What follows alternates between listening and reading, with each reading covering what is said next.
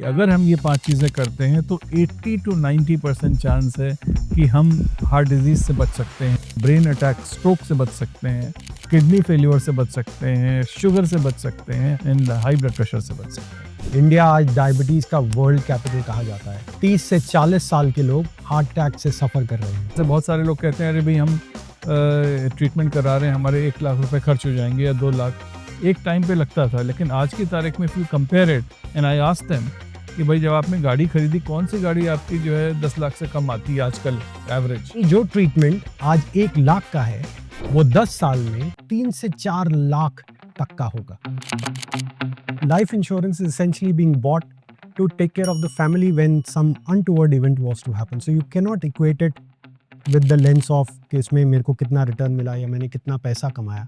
Life insurance से उसको एक दिमाग के अंदर एक इमीडिएटली एक रजिस्ट्रेशन होगा कि भाई लाइफ इंश्योरेंस यानी कि हमें अपनी लाइफ को हेल्दी भी रखना है।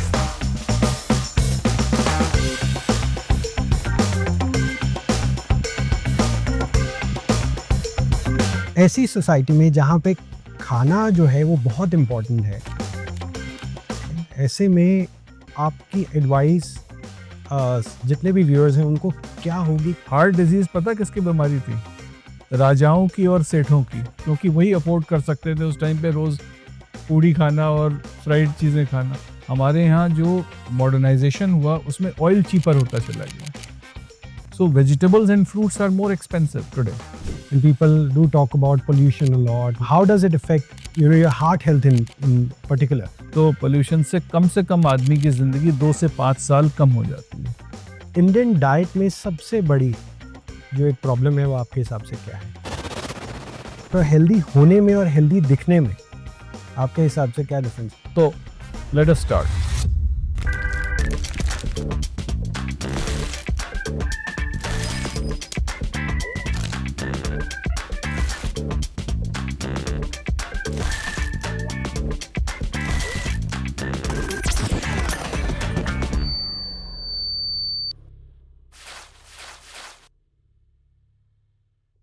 आज एक सवाल से शुरू करते हैं।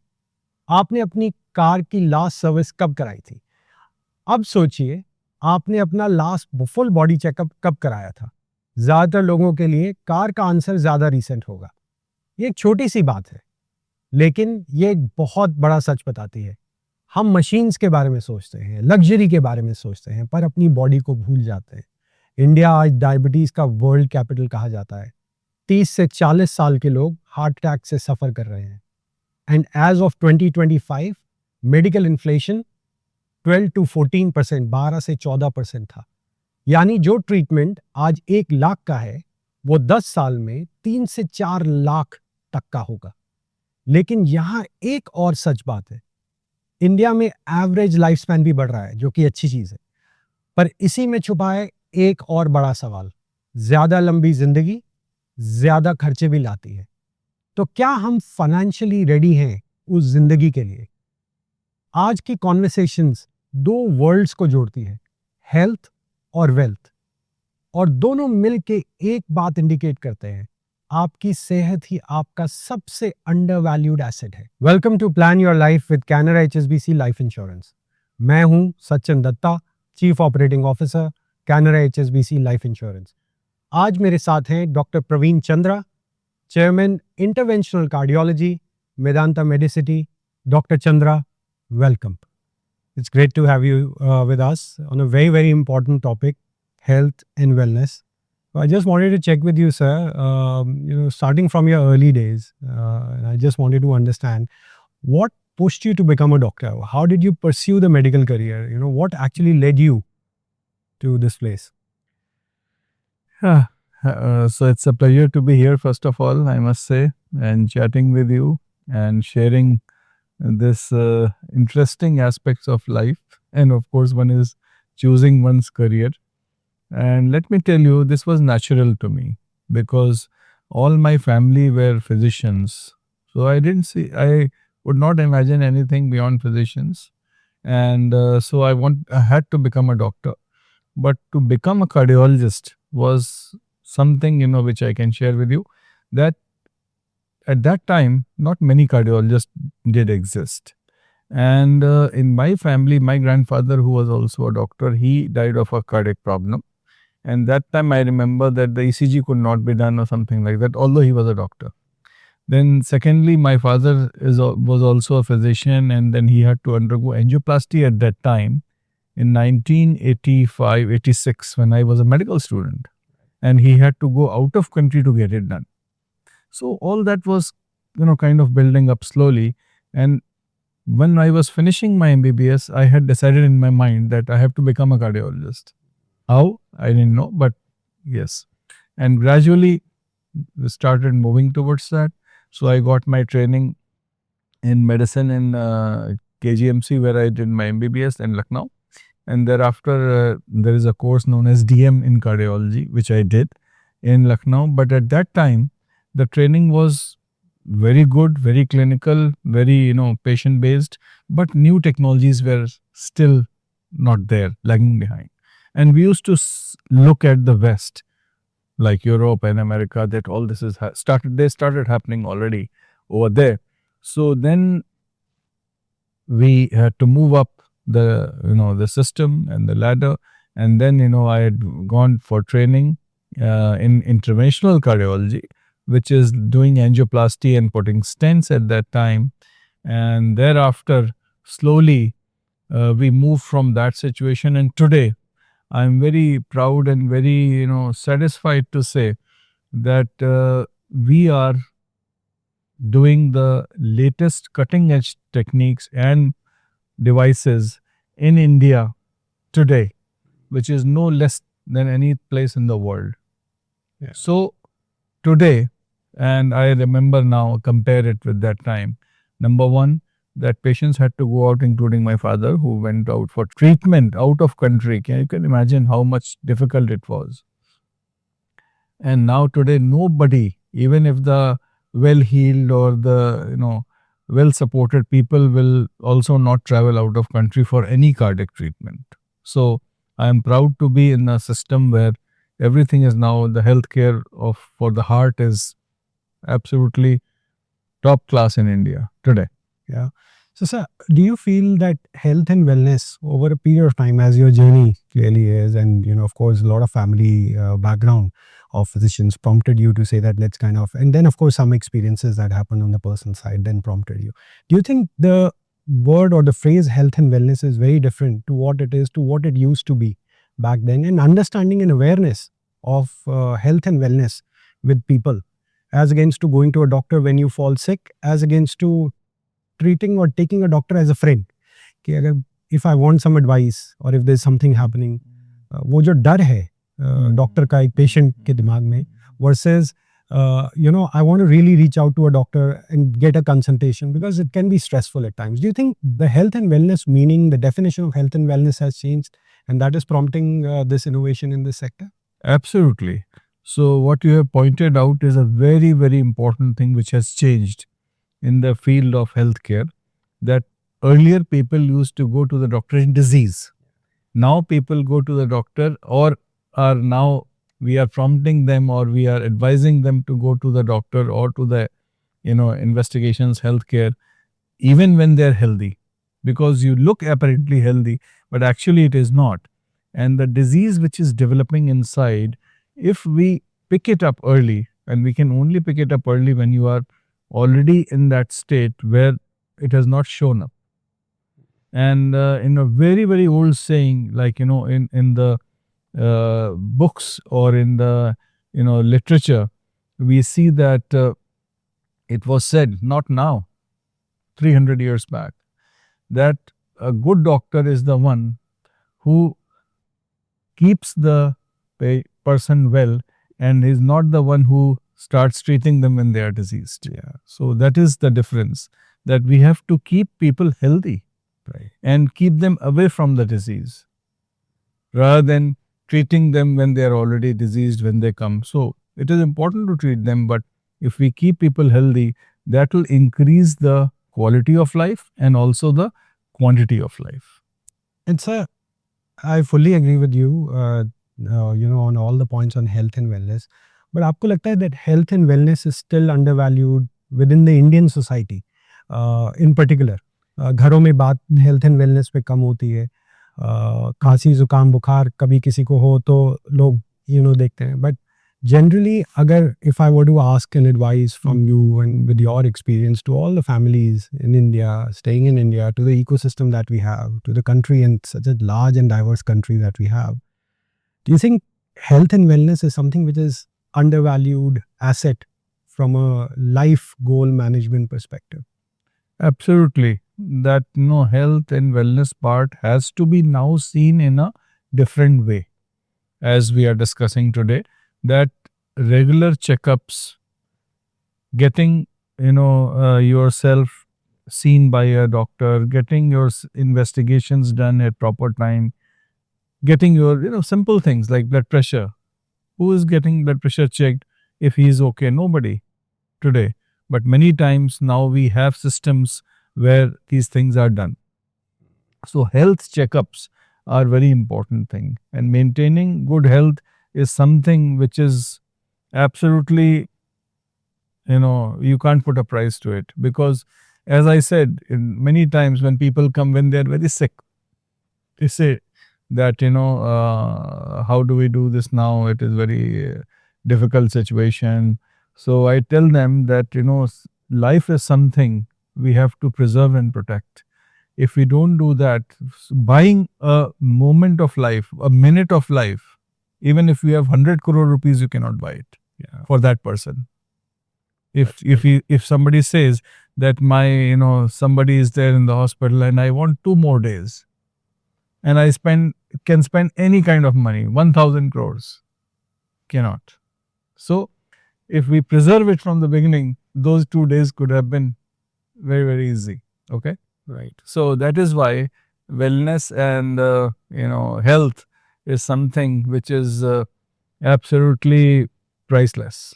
So Dr. Chandra, lifestyle का impact आपकी health और mental well-being पे कितना रहता है? Especially हमने COVID में देखा, people were going through different phases. Then war is another scenario which is happening. Stress is always there, and we've spoken already about stress and enough. There's to talk on stress. In fact stress के बारे में जितना बात करें उतना stress ही बढ़ता है. तो उसको अगर मैं डिकोड करके आपसे ये समझना चाहूँ कि लाइफस्टाइल आपका क्या ऐसी चीज़ें हैं लाइफस्टाइल के अंदर जो आपके हेल्थ और मेंटल वेलबींग को इम्पैक्ट करती हैं, उससे हमारे व्यूअर्स को काफ़ी हेल्प मिलेगा, इन्फॉर्मेशन मिलेगी, तो वो जानना चाहेंगे. ओके. सो हम आपको बताते हैं कि स्ट्रेस लाइफस्टाइल सब इंटर रिलेटेड है. अगर आप लाइफस्टाइल सही नहीं रखेंगे तो स्ट्रेस होगा, और स्ट्रेस जैसे बढ़ जाएगा तो आपकी लाइफस्टाइल खराब होने लग जाएगी. तो इसलिए दोनों को हमें मान के चलना है कि दोनों भाई बहन हैं. ठीक है. तो if we keep the stress low और if we do a good lifestyle, stress will automatically go low. तो और ज़्यादातर डिजीजेस जो हैं वो इसीलिए लाइफस्टाइल डिजीजेस कही गई हैं, स्पेशली द हार्ट डिजीज़. ठीक है. तो वो कौन सी 5 चीज़ें हैं जिससे कि हम कह सकें कि हाँ भाई हमारा ये जैसे 5 गोलियां होती हैं उसी तरह से कुछ 5 चीज़ें हैं लाइफ में, अगर हम कर लें तो हमारे को इन डिजीज़ से कमी मतलब छुटकारा मिलेगा. और ये माना गया है कि अगर हम ये 5 चीज़ें करते हैं तो 80 to 90% चांस है कि हम हार्ट डिजीज़ से बच सकते हैं, ब्रेन अटैक स्ट्रोक से बच सकते हैं, किडनी फेल्योर से बच सकते हैं, शुगर से बच सकते हैं, हाई ब्लड प्रेशर से बच सकते हैं. तो लेट अस स्टार्ट. सबसे पहली बात यह है कि हमें अपना जो ये वर्क एंड लाइफ बैलेंस को सही रखना है. This is the starting point in today's life. I am not talking traditionally कि भाई सिर्फ वॉक करो, ये करो, वो करो. वर्क लाइफ बैलेंस को करना है. ठीक है. अब वर्क लाइफ बैलेंस में ये सारी बातें आ जाएंगी कि कैसे आपको समय से खाना खा लेना चाहिए या बैलेंस डाइट ले लेना चाहिए. Balance diet. तो बहुत सारे लोग पूछते हैं हम क्या खाएं, कौन सा डाइट प्लान फॉलो करें. अरे अपनी ज़िंदगी का डाइट प्लान फॉलो करो जो कि हमारे कल्चर में ऑलरेडी टाइम टेस्टेड है. तो जो लोग जैसे इंडिया में जो हमारी जो जीन्स हैं, जो हमारी अपब्रिंगिंग है, जो हमारा कल्चर है, उसमें जो हमारा जो ईटिंग पैटर्न है वो बहुत इवॉल्व हो चुका है.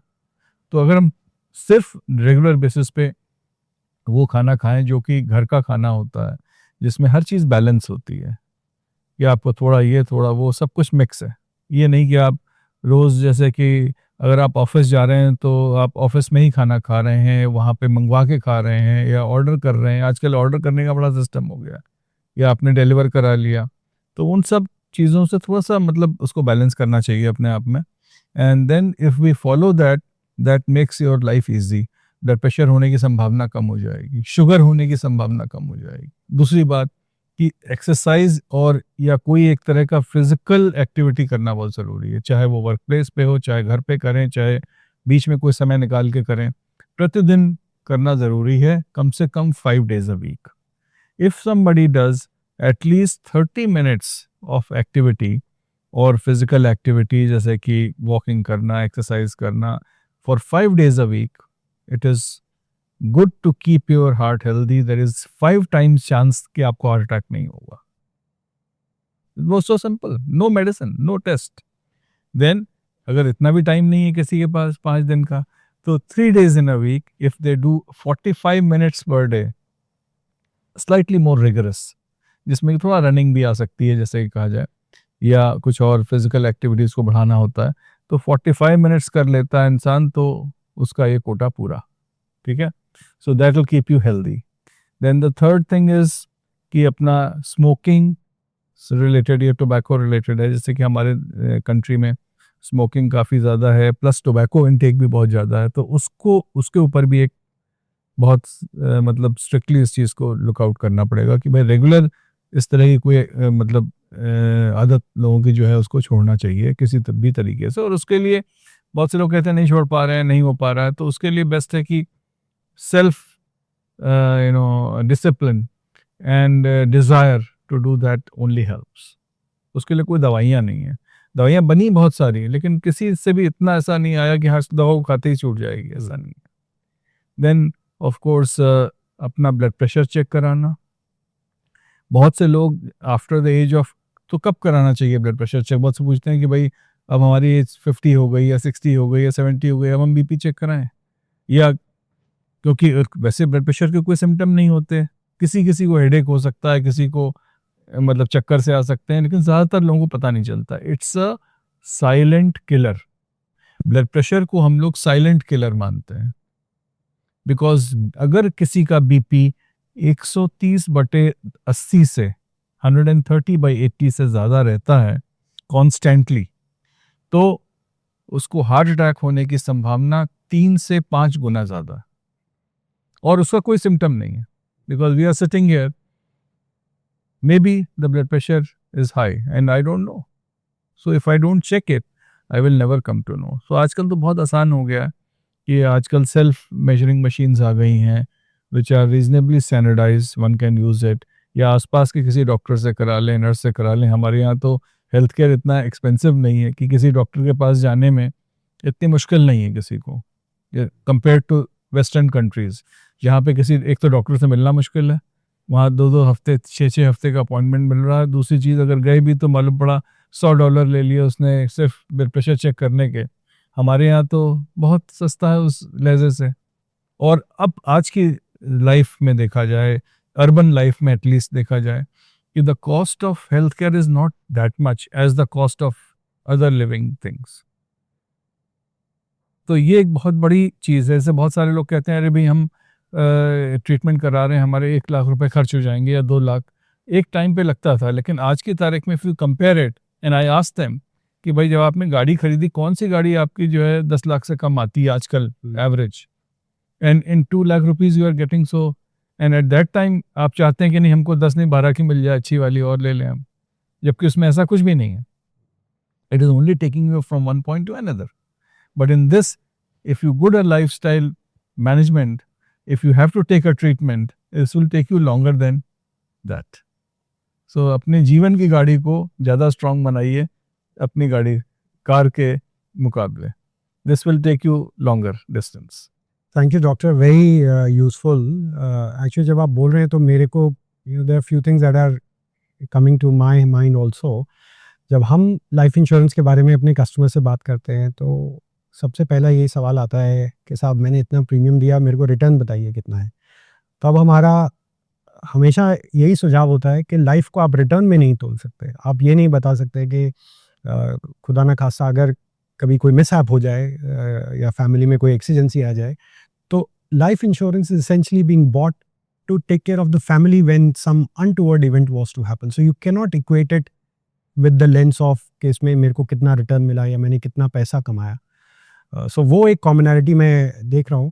वैसे एक चीज़ और आपने बोली विच इज़ ऑन एक्सरसाइजिंग, और सोशल मीडिया के अंदर इतने वीडियोस आप देखते हैं, वायरल होते हैं, कोई जिम में गया, वो जिम कर रहा था, वो all of a sudden there is a somebody is fallen, और फिर वो हेडलाइन बन जाता है and everyone in the country carries a mobile phone.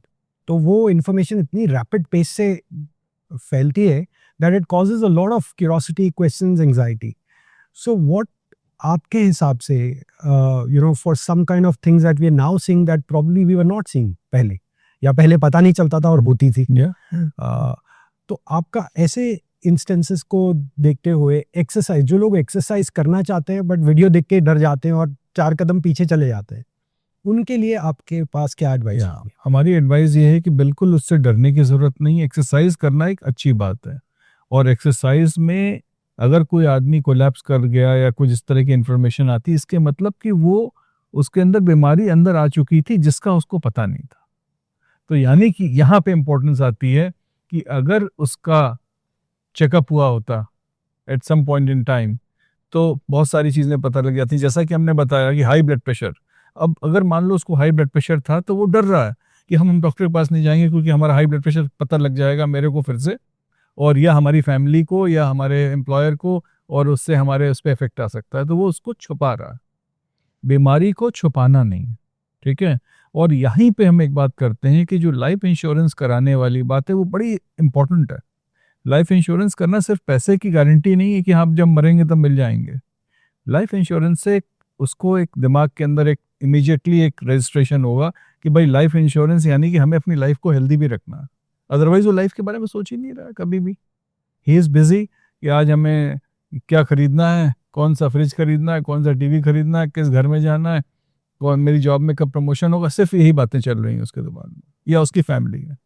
इस तरह का डिस्कशन कभी नहीं होता आप फैमिली के अंदर कि भाई हम लोगों का किसका किसका लाइफ इंश्योरेंस हो गया है या लाइफ इंश्योरेंस क्यों कराना चाहिए। लाइफ इंश्योरेंस कराने का सिर्फ ये पर्पज़ नहीं है, ये पर्पज़ है कि उससे हमें मतलब कहते हैं एक इंसाइट आ जाती है कि हाँ भाई लाइफ को हमें हेल्दी रखना है। तो लाइफ को हेल्दी रखने के जो भी इनपुट्स हैं they are very very important for us. And doctor Chandra, जैसे सोशल मीडिया के अंदर लोग आज की डेट में अगर किसी को कोई सिम्टम है, किसी को कोई ब्रेथलेसनेस है, कोई सो नहीं पा रहा, इनफैक्ट मैंने तो यहाँ तक भी देखा है कि लोग जो सो नहीं पाते वो रात को गूगल करके ये पूछते हैं कि सोने के 10 नए तरीके क्या हैं, किस तरीके से एक अच्छी नींद ली जाए। तो ऐसे लोगों को जो कुछ एंग्जाइटी से गुजर रहे हैं उन और उस एंग्जाइटी को कंटेन करने के लिए सोशल मीडिया का सहारा लेते हैं, उनको एक प्रोफेशनल एडवाइस लेनी चाहिए, नहीं लेनी चाहिए, या गूगल के ऊपर या कोई भी अगर कोई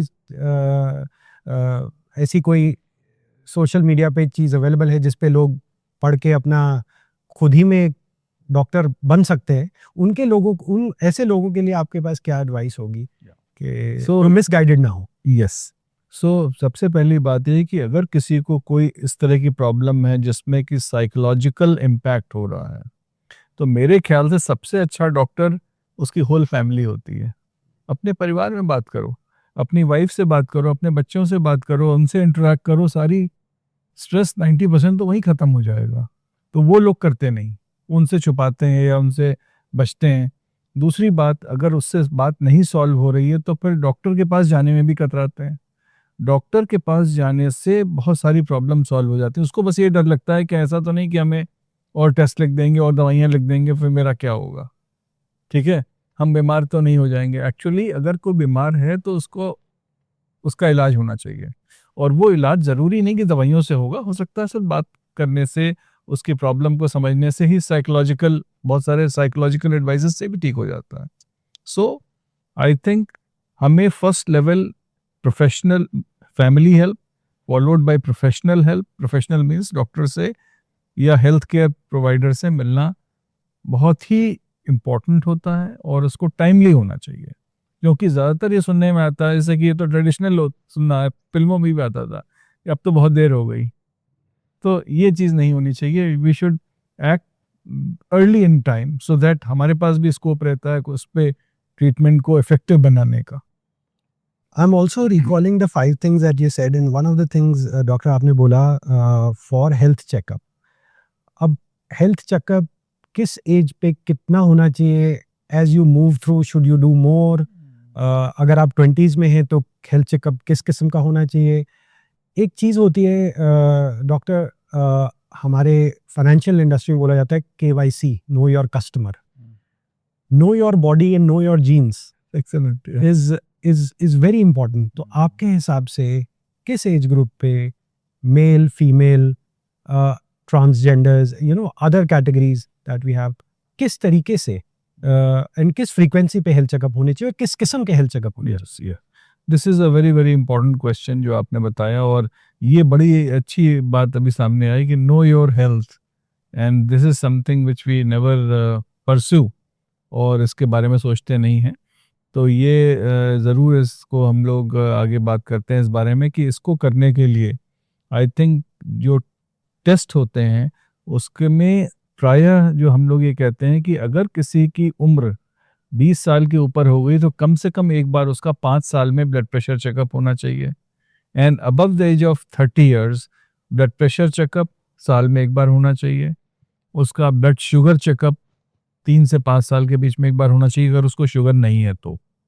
और तीसरी बात कि उसका ब्लड टेस्ट, जैसे कि कहते हैं इसमें कोलेस्ट्रॉल की चेकअप होती है या शुगर की चेकअप होती है, या और हीमोग्लोबिन, जनरल जो ब्लड टेस्ट रहते हैं वो कम से कम 5 साल में एक बार होना चाहिए, starting with 25 to 30 years and beyond 50 years every year होना चाहिए।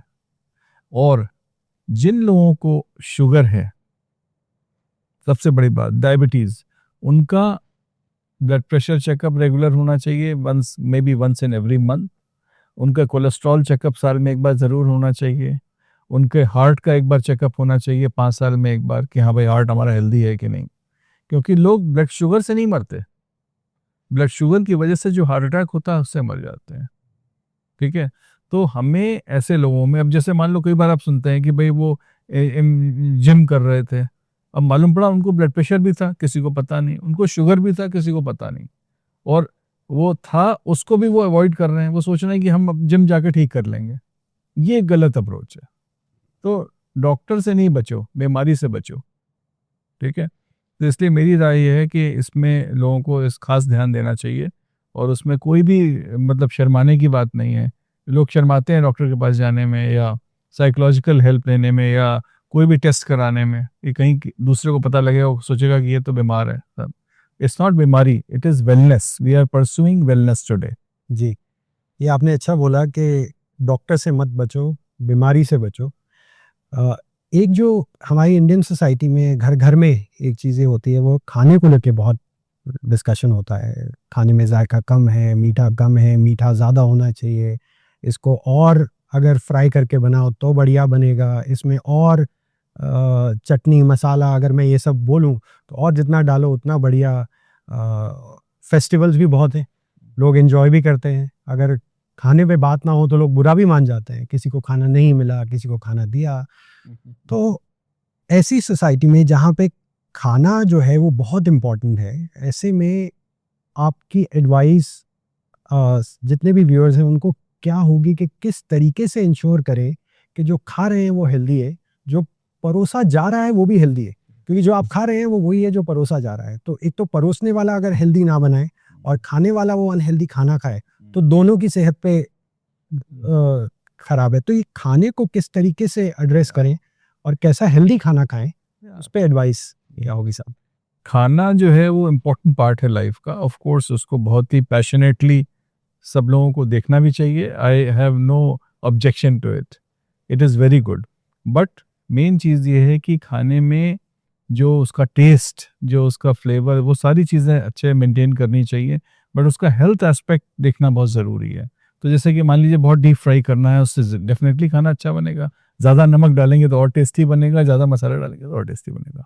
लेकिन जो हमारी लाइफस्टाइल थी, जो हमारा कल्चर है इंडिया का, that is what I am coming to.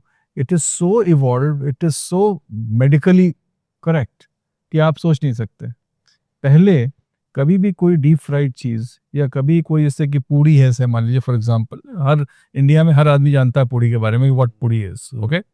कब खाई जाती है? ये खाई जाती है जब कोई फेस्टिवल होता है, जब कोई सेलिब्रेशन होता है, जब कोई बर्थडे होती है, ऐसा होता था पहले, ठीक है। लेकिन अब लोग बाग ज़्यादा कॉमनली खाने लग गए कि मालूम पड़ा किसी ने हफ्ते में एक बार शुरू कर दिया, किसी ने ऑल्टरनेट डे शुरू कर दिया, किसी ने रोज़ खाना शुरू कर दिया, क्योंकि they are able to afford it. That is the problem. तो हमारे को इस चीज़, इसीलिए अर्बन सोसाइटीज़ में इसकी प्रॉब्लम ज़्यादा बढ़ गई। तो इसलिए जो है डीप फ्राइड आइटम्स जो हैं वो उसको उतना ही रखिए जितना वो फेस्टिवल्स, अब फेस्टिवल रोज़ तो नहीं आते, साल में 4 होंगे, व्हिच इज़ ओके, आप खा सकते हैं आराम से, पूड़ी खाइए या फ्राइड चीज़ें खाइए, जो मर्ज़ी खाइए। लेकिन अगर डेली करेंगे तो ये प्रॉब्लम आएगी। और डेली पहले कौन करता था ये? हार्ट डिजीज़ पता किसकी बीमारी थी? राजाओं की और सेठों की, क्योंकि वही अफ़ोर्ड कर सकते थे उस टाइम पे रोज़ पूड़ी खाना और फ्राइड चीज़ें खाना, ठीक है? आम आदमी नहीं कर सकता था। लेकिन अब आजकल हमारे यहाँ जो मॉडर्नाइज़ेशन हुआ उसमें ऑयल चीपर होता चला गया।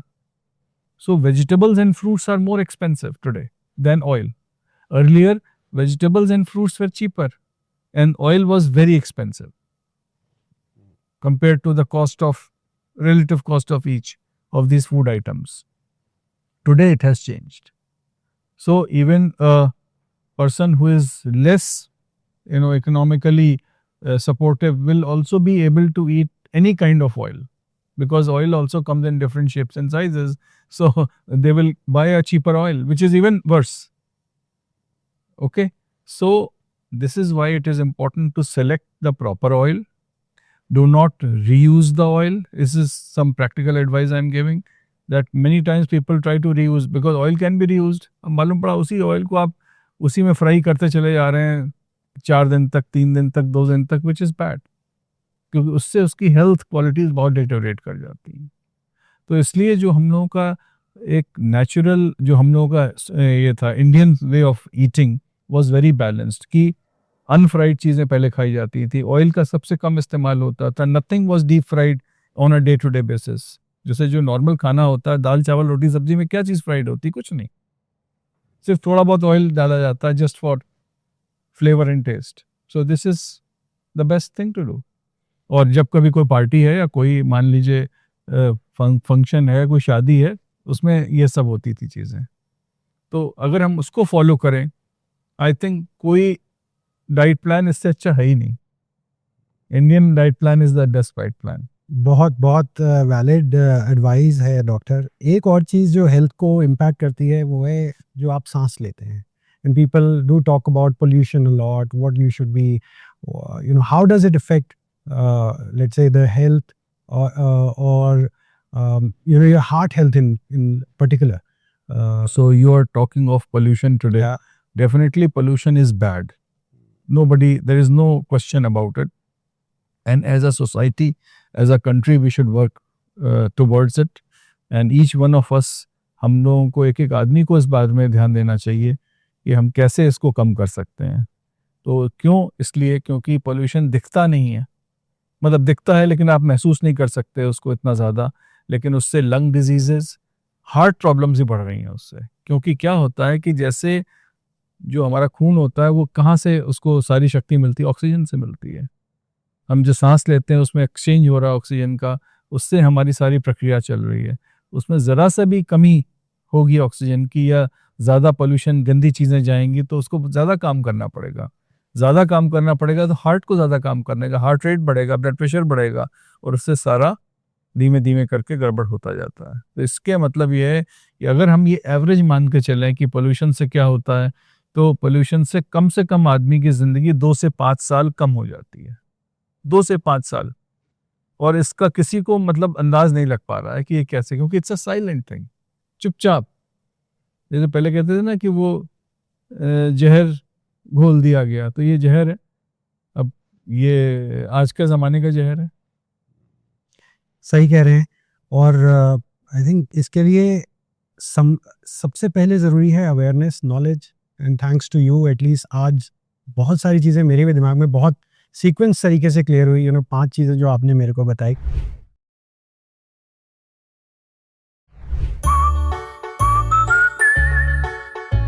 Canara HSBC Life Insurance, Promises का पार्टनर।